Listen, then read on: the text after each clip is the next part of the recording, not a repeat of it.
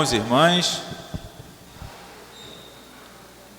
Antes de darmos início à mensagem, queria que você desse um abraço aí no irmão que está do seu lado.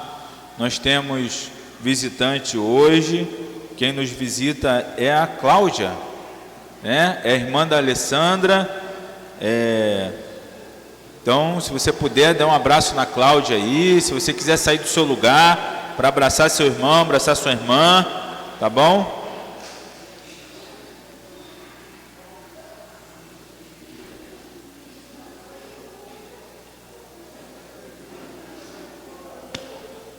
Valeu, querido. Amém. Vamos abrir as nossas Bíblias lá em 1 João, capítulo 4, versos de 1 a 12. Versos de 9 a 12. 1 João 4, de 9 a 12. Eu vou pedir para você me ajudar aí a ler, porque minha garganta não está lá muito essas coisas, e a gente vai ler de forma alternada. Diz assim a palavra do Senhor: Nisto se manifestou o amor de Deus em nós, em haver Deus enviado o seu Filho unigênito ao mundo para vivermos por meio dele.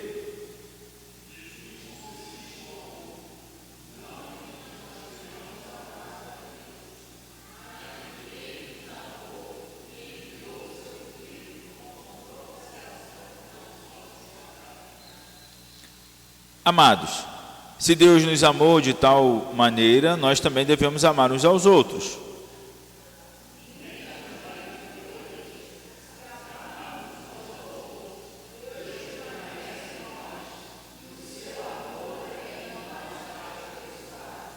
Amém. Até aqui.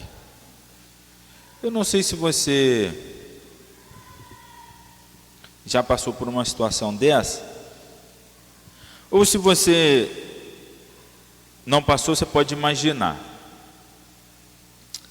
alguém perdido em uma região totalmente desconhecida. Você fica sem saber para onde ir.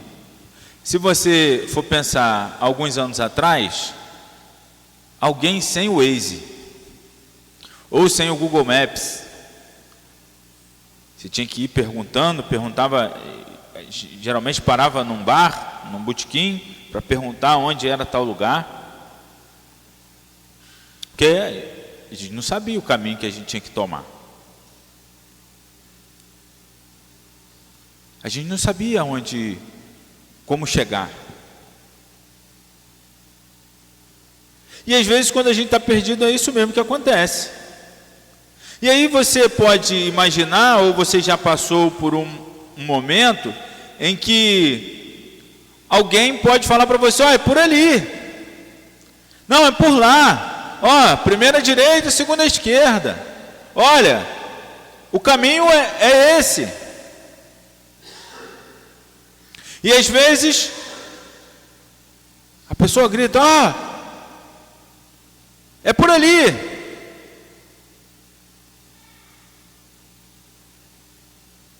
A distância é encurtada. A gente chega aonde a gente precisa chegar. Às vezes alguém já pegou pela nossa mão e nos conduziu para um lugar seguro. E é interessante que esse fato e essa imagem ajuda a gente a compreender como nós de fato estávamos totalmente perdidos, sem saber para onde a gente ia.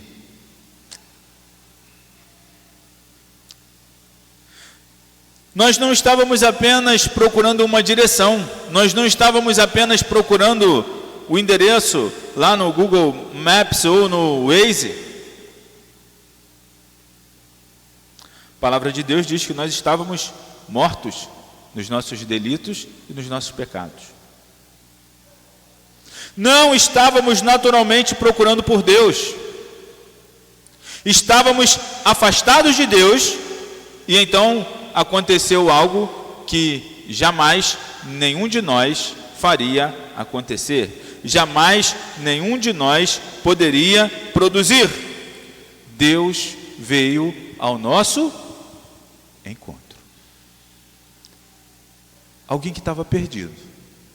Deus foi e pegou pela sua mão e disse: é por aqui. O Pai então envia o seu Filho, o Filho veio ao mundo, o Eterno entrou na história, o Criador assumiu a nossa humanidade, o Santo veio ao encontro de pecadores. Cristo tomou sobre si então o nosso pecado e morreu no nosso lugar.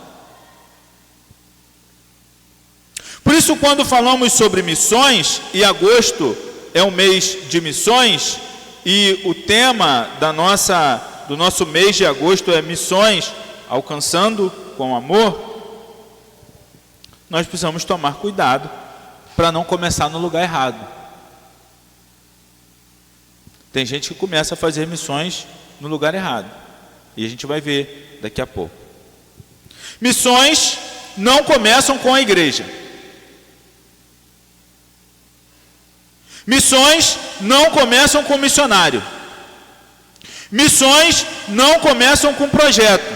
Missões não começam com dinheiro. Missões começam em Deus.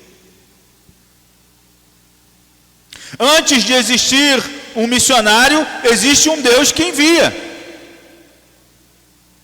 Antes de existir uma igreja enviando pessoas, existiu um pai enviando o filho. Antes de pensarmos em alcançar pessoas, Deus já havia manifestado o seu amor salvador. E é exatamente essa verdade que João apresenta aqui no texto que a gente acabou de ler.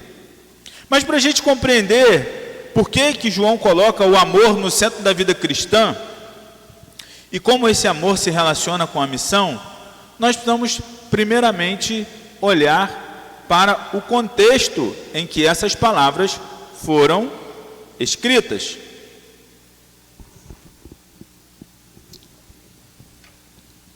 A primeira carta de João, então, foi escrita para algumas comunidades que estavam enfrentando uma série de crises, uma série de problemas. Haviam falsos ensinamentos, haviam pessoas que afirmavam conhecer a Deus, mas cuja vida e a doutrina contradiziam o Evangelho. E por isso então João escreve mostrando as marcas da verdadeira fé. E ao longo da carta ele fala sobre 3 assuntos. Ele fala sobre a verdade acerca de Cristo, ele vai falar sobre a obediência aos mandamentos e ele vai falar sobre o amor pelos irmãos. E no capítulo 4, especificamente onde nós estamos agora, João afirma o seguinte: amados, amemos uns aos outros, porque o amor procede de Deus. E eu gostaria que você observasse que o nosso querido João, irmão, gente fina, não trata o amor como uma simples característica de personalidade. O amor verdadeiro procede de Deus. Portanto, meu irmão e minha irmã, para saber o que é amor, nós precisamos nos voltar para Deus. Precisamos olhar para Deus. O ponto de partida é Deus. A iniciativa é de Deus. E João faz exatamente isso. Ele não começa dizendo nós amamos. Ele começa dizendo: nisto se manifestou o amor de Deus em nós. Versículo 9.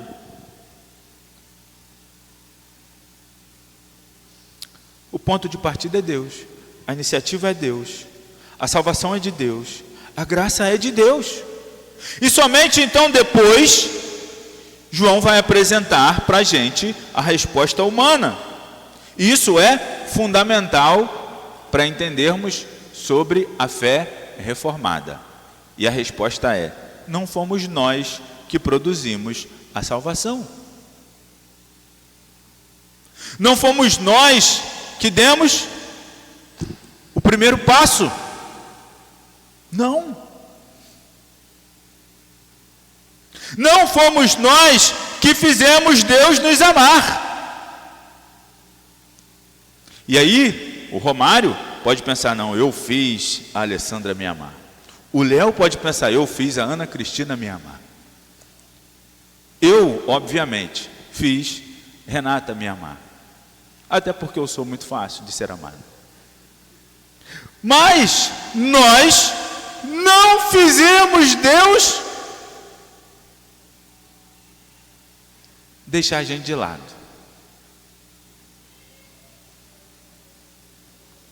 Não fomos nós que produzimos a salvação. Não fomos nós que demos o primeiro passo em direção a Deus. Não fomos nós que fizemos Deus nos amar. Ele nos amou primeiro. E é justamente por isso que a missão começa em Deus. A missão começa nele. E é interessante, meu irmão e minha irmã, que agora que a gente compreendeu um pouco o contexto do texto que a gente acabou de ler, nós podemos perceber que o João está nos mostrando que o amor de Deus não é apenas algo que nós recebemos. Ele passa a determinar, ou ele deve passar a determinar a maneira de como eu e você vamos viver a partir de agora. Isso nos leva à pergunta que vai governar a nossa exposição de hoje. Como o amor de Deus deve conduzir a igreja em sua missão? Como o amor de Deus deve conduzir a igreja em sua missão? Em primeiro lugar, o texto vai responder isso para a gente. Ele vai responder que o amor de Deus deve ser a origem da nossa missão. A nossa missão vai sair, vai eclodir.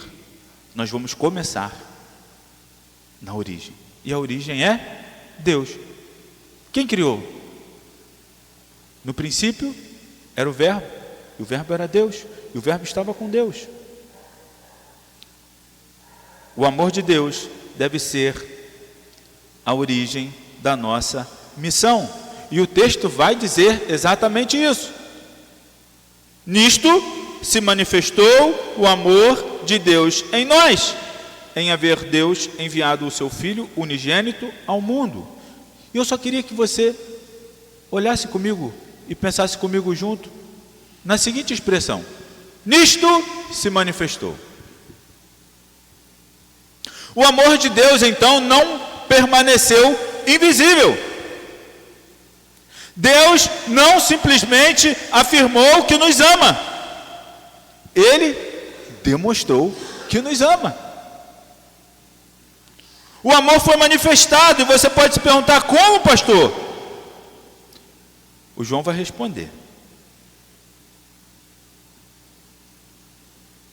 em haver Deus enviado o seu Filho unigênito ao mundo. E aqui está a origem da nossa missão. Deus enviou. O Pai enviou o Filho veio ao mundo, e através desse envio, o amor de Deus foi manifestado. A missão, portanto, meu irmão e minha irmã, nasceu no coração de Deus para a igreja. A missão nasceu no coração de Deus. Isso é extremamente importante. Porque tem gente que acha que é a missão. Tem gente que acha, Bruno Sérgio, que é mais importante do que a missão. A gente conversava agora sobre isso, né, Léo? Se o meu nome não tiver, o negócio não vai para frente. Tem gente que acha que é mais importante do que a missão. Tem gente que acha que é mais importante do que o evangelho, do que a boa nova.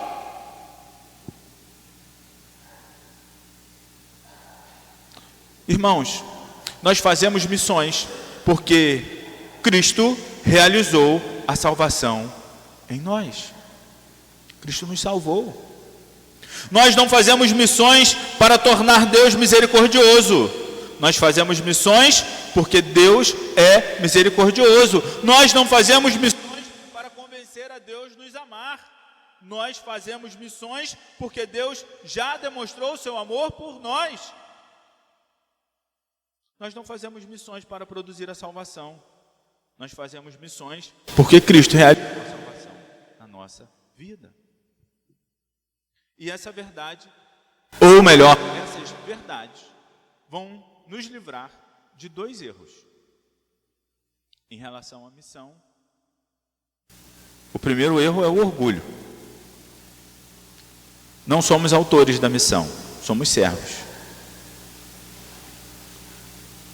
O segundo erro é o desânimo. A missão não depende, em última análise, da nossa capacidade. Depende da fidelidade de Deus. E nós vimos na palavra de Deus que Deus é fiel. Nós pregamos, nós testemunhamos, nós enviamos, nós contribuímos, nós oramos, mas quem salva? É Deus.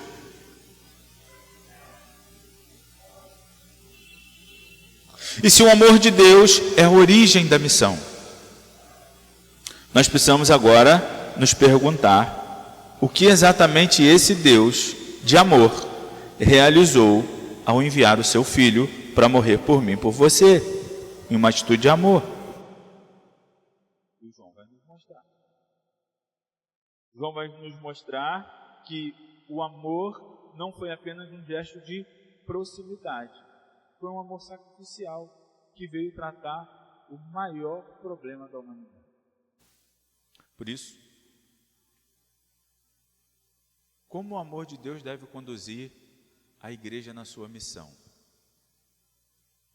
Em primeiro lugar, o amor de Deus deve ser a origem da missão da igreja. No segundo lugar, o amor de Deus deve ser a mensagem da nossa missão. E aí o João vai continuar lá no versículo 10. Ele vai dizer assim, ó: nisto consiste o amor. Não em que nós tenhamos amado a Deus, mas em que Ele nos amou. E João começa novamente com Deus.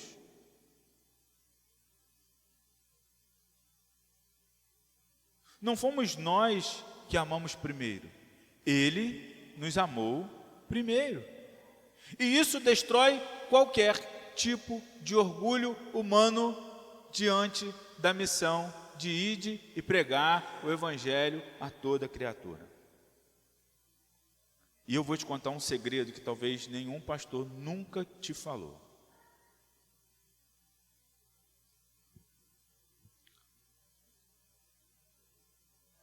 A salvação não chega a nós, porque nós somos bonzinhos.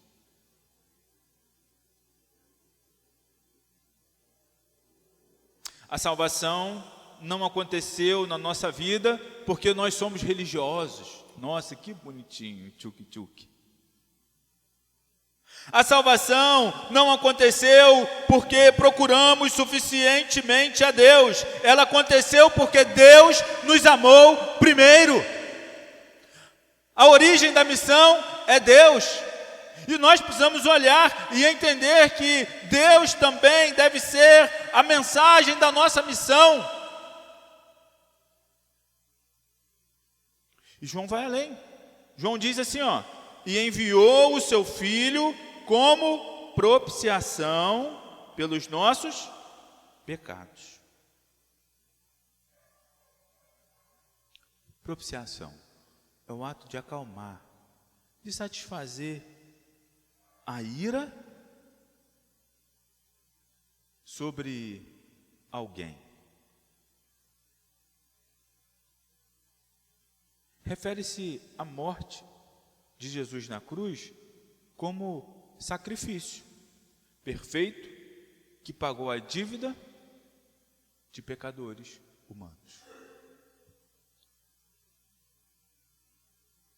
E aí tem um hino antigo, da época de Filipe, que diz assim: se isso não for amor, o oceano secou, não há estrelas no céu, as andorinhas não voam mais.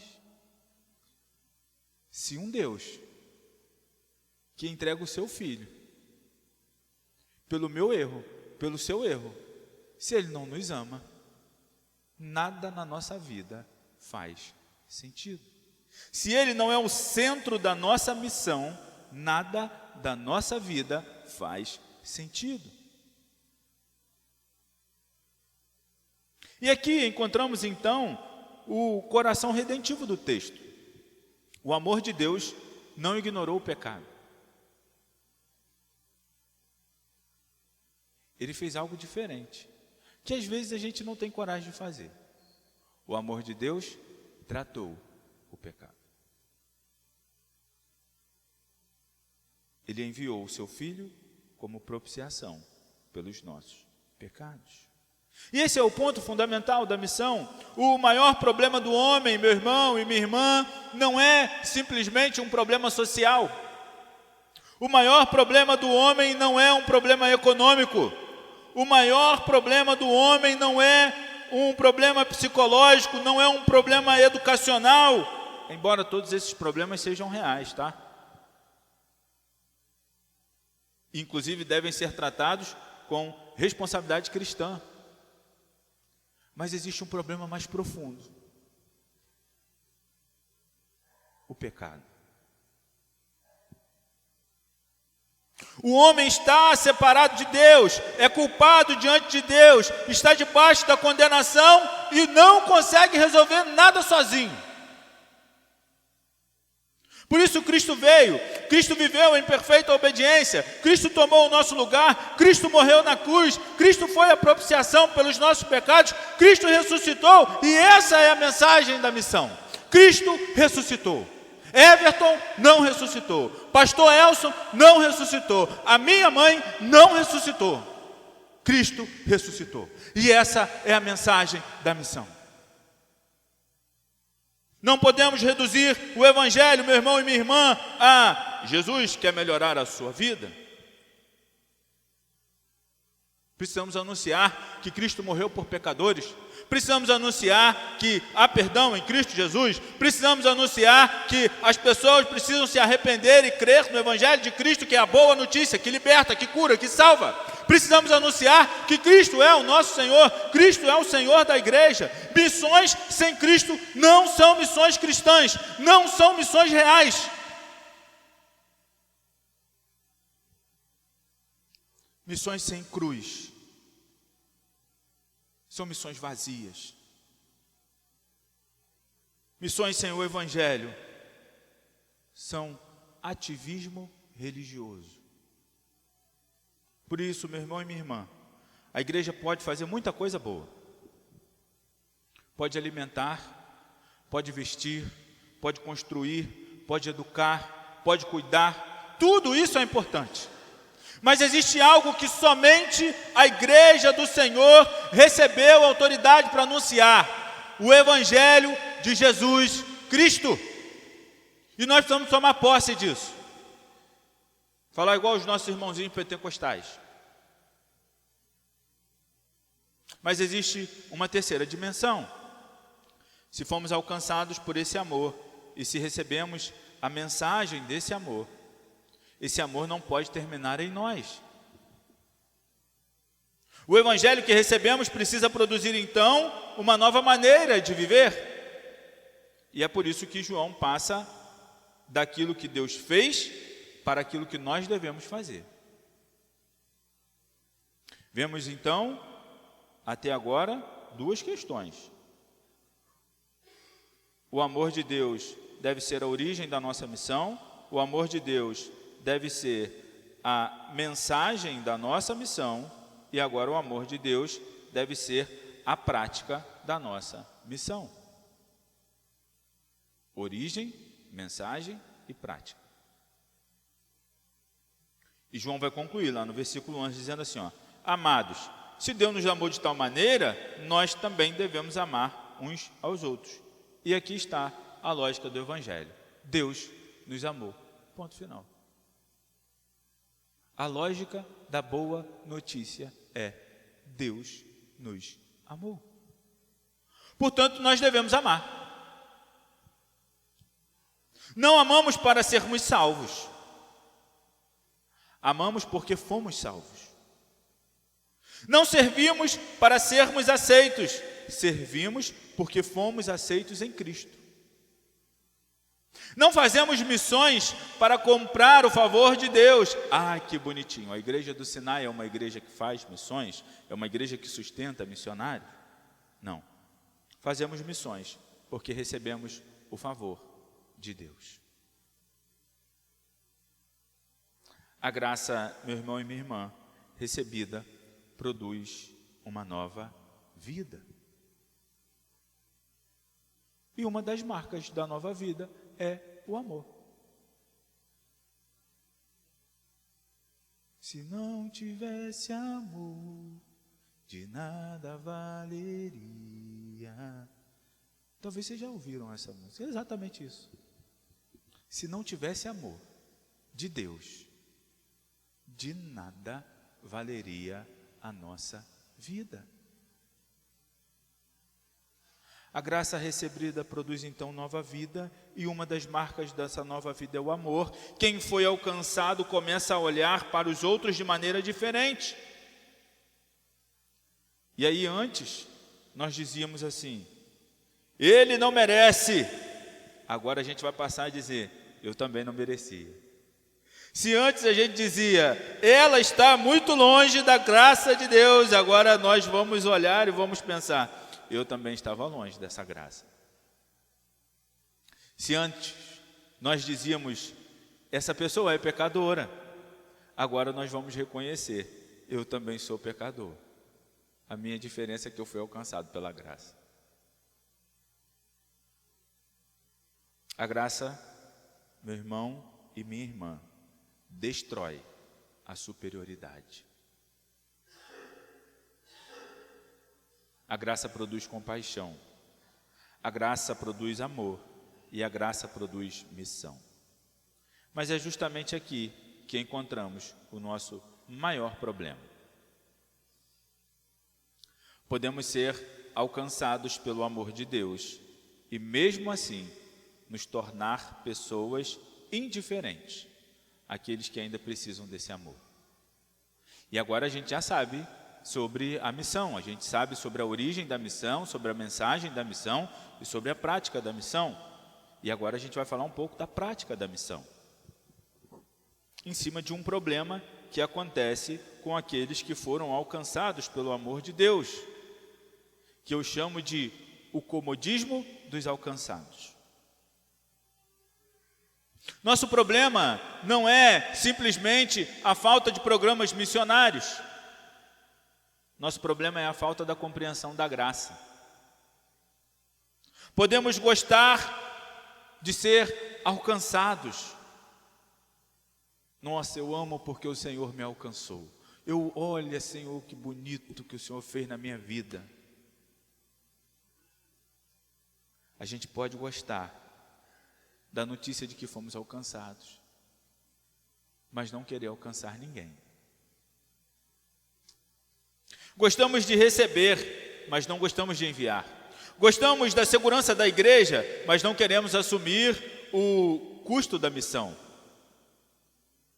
Podemos transformar a igreja em um lugar onde pessoas são alcançadas pelo Evangelho, se reúnem para celebrar que foram alcançadas, enquanto existem pessoas ao nosso redor que nunca ouviram claramente o Evangelho de Cristo. Isso é uma contradição na vida da igreja. na minha e na sua vida, porque nós somos igreja do Senhor. Porque a graça nunca foi destinada para terminar em nós. A graça chega até nós para, através de nós, alcançar outras pessoas. Mas se o nosso coração, pastor, é tão inclinado ao comodismo, aonde que a gente vai encontrar força para viver verdadeiramente essa missão amorosa que você está falando aí? E eu vou ser muito sincero para você. Não encontraremos se a gente olhar para dentro de nós mesmos. Precisamos novamente olhar para Cristo, autor e consumador da nossa fé.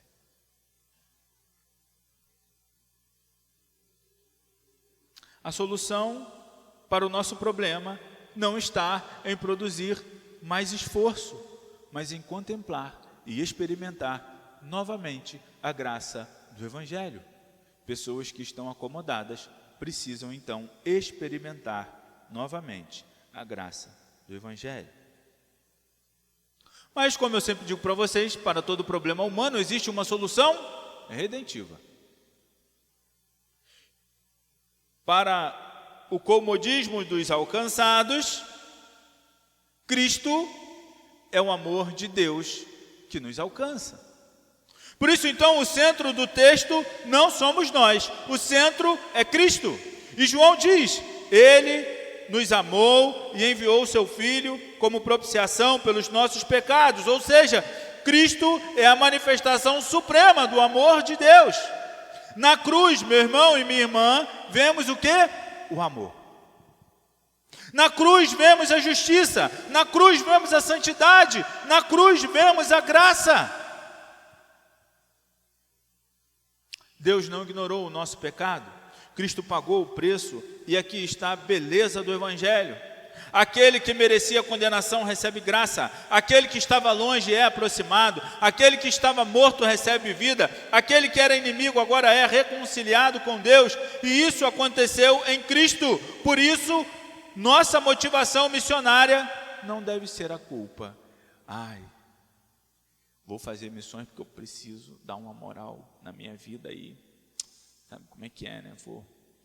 Senhor, olha, eu vou investir aqui meu salário todo desse mês, Senhor, porque sabe como é que é, né? As coisas estão meio feias para o meu lado, eu estou precisando limpar minha barra com você. E aí eu vou aqui dar uma moral. Não. Nossa motivação missionária não deve ser a culpa. Não fazemos missões pensando, preciso fazer isso para Deus gostar de mim. Não vamos por esse caminho. Nós fazemos missões diferentes.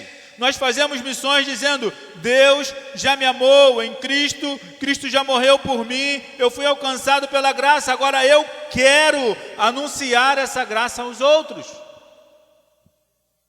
E quando Cristo ocupa o centro, a missão deixa de ser simplesmente obrigação. Ela se torna um privilégio. E se Cristo é o amor de Deus que nos alcançou, então esse amor precisa sair do campo da doutrina e entrar na vida prática de irmãos e irmãs que foram alcançados por esse amor. Não basta afirmar que somos uma igreja missionária, precisamos perguntar como esse amor será percebido através de nós. Lembre-se que a missão também é prática. Ela tem origem, ela tem mensagem, ela tem prática. E eu gostaria de fazer algumas aplicações com vocês. Em primeiro lugar, a primeira aplicação que eu queria fazer, e queria que você entendesse muito bem isso, olhe para as pessoas com um olhar de graça.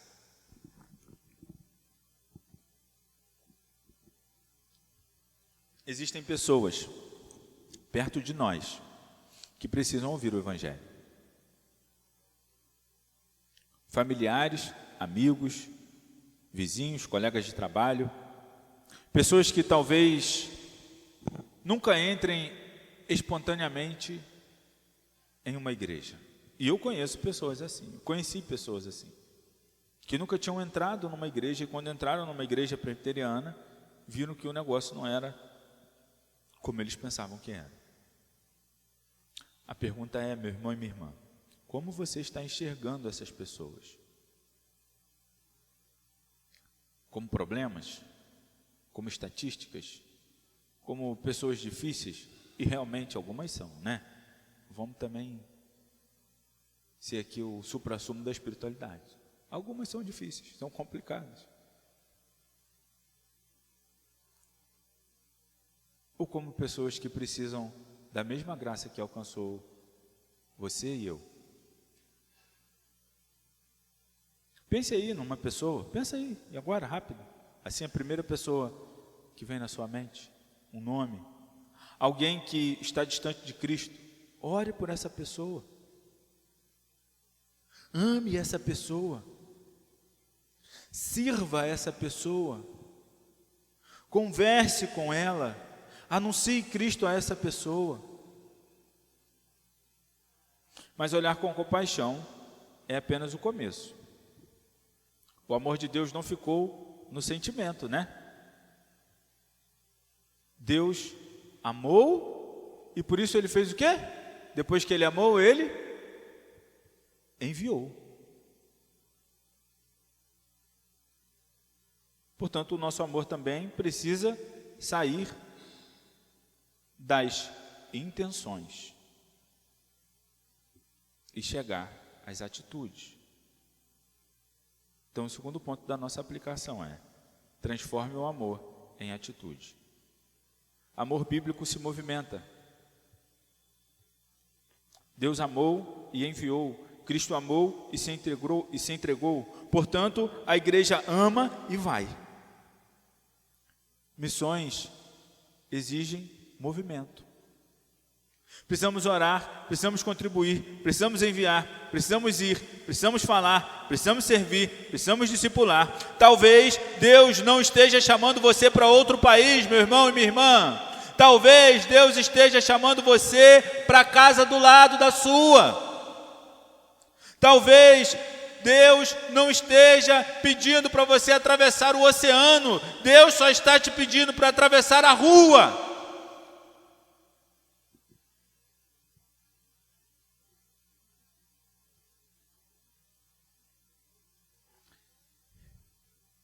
E quando começamos a agir, existe uma outra tentação, que a gente já falou. Pensar que a missão ou o resultado da missão depende da gente. E é justamente nesse momento que nós precisamos lembrar que o Deus que inicia a missão é também o Deus que sustenta a missão. Por isso, em terceiro lugar, dependa de Deus. Isso nos livra do orgulho, nos livra do desânimo. Nós não salvamos ninguém, quem salva é Deus. Não somos nós que transformamos os corações, o Espírito transforma. Não somos nós que produzimos um novo nascimento, é Deus que produz. Nós somos instrumentos, Ele é o Senhor da missão, por isso fazemos missões de joelhos, orando. Oramos antes de falar, oramos enquanto falamos, oramos depois de falar, porque nós sabemos que somente Deus pode transformar o coração das pessoas. E nós somos instrumento. Então, meu irmão, dependa de Deus. E em quarto lugar, anuncie o Evangelho completo. Pastor, o que é anunciar o Evangelho completo? Precisamos anunciar o amor, mas também precisamos anunciar o pecado. Precisamos anunciar o arrependimento. Precisamos anunciar a cruz. Precisamos anunciar a ressurreição. Precisamos anunciar a graça. Precisamos anunciar que Cristo é o Senhor. O verdadeiro amor não esconde a verdade. Se alguém está diante de um perigo, o ato de amor não é você ficar calado, é você alertar. Amor é alertar. O maior perigo do homem não é perder dinheiro, não é fracassar profissionalmente, não é sofrer rejeição. O maior perigo do homem é ir para o inferno, é morrer sem Cristo. Por isso nós anunciamos as boas novas, com amor, com lágrimas, mas a promessa é que aqueles que semeiam com lágrimas, com júbilo, vão colher. Com compaixão e com fidelidade. E quando nós compreendemos que fomos alcançados pelo amor de Deus, que recebemos a mensagem da cruz e que somos chamados a viver esse amor, percebemos que a missão não é uma atividade secundária da igreja. Ela é uma consequência natural do Evangelho que eu e você recebemos e que precisamos colocar em prática. O amor que nos alcançou precisa agora nos enviar. E aí a gente volta um pouquinho lá no início da mensagem. Uma pessoa perdida precisa ser encontrada. Mas precisamos lembrar de algumas coisas.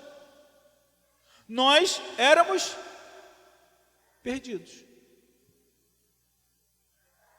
Nós não encontramos o caminho nos encontrou. Nós não procuramos primeiro por Deus nos buscou. Nós não produzimos a nossa salvação, Cristo realizou a nossa redenção. Nós não merecíamos ser alcançados, fomos alcançados pela graça. E agora João nos diz: amados, se Deus nos amou de tal maneira, nós também devemos amar uns aos outros. E aí chegamos então na lógica da missão. Fomos alcançados para alcançar. Lembre-se, a missão não termina em nós. Fomos alcançados para alcançar, fomos amados para amar, fomos salvos para anunciar, fomos enviados para testemunhar, recebemos a graça para proclamar a graça.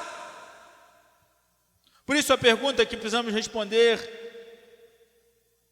hoje, ou precisamos levar para casa para responder, não é simplesmente se a minha igreja faz missões. A pergunta é muito mais pessoal do que isso.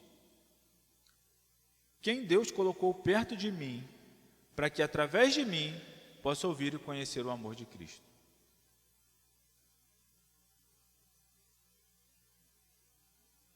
Quem precisa ser alcançado por meio de você? E aí, para encerrar, eu quero fazer 3 perguntas. Quem, o que e se você está disposto. A primeira é: quem é a pessoa que Deus colocou perto de você? Pastor, não tem ninguém. Meu irmão, então você está frito. Não tem ninguém.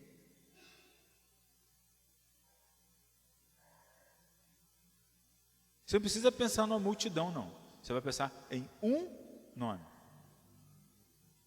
Pastor, mas aquele vizinho, pastor, é tão tralha. É mesmo? Então, é por ele mesmo então, que você tem que orar. Que você também era tralha também. Morto. Sujo, imundo. Eu também era. Ruim. Preciso melhorar muito ainda. Então a primeira pergunta é: quem é a pessoa que Deus colocou perto de você? A segunda pergunta é: o quê? O que você tem feito para alcançar essa pessoa com o amor de Cristo? Você tem orado por ela? Você tem conversado? Você tem servido? Você tem testemunhado? Você tem convidado? Tem chamado para estar com você? E a terceira pergunta: você está disposto a ser enviado? Pastor, olha, eu tenho um problema, eu trabalho numa boa empresa, eu tenho um ótimo cargo na minha empresa e eu não estou disposto a sair do lugar que eu estou e pegar um avião e ir para esses países aí que não pode falar de Deus. Eu não tô, pastor, eu até amo esse Deus que me salvou. E ainda assim você não responde a pergunta. Você está disposto a ser enviado?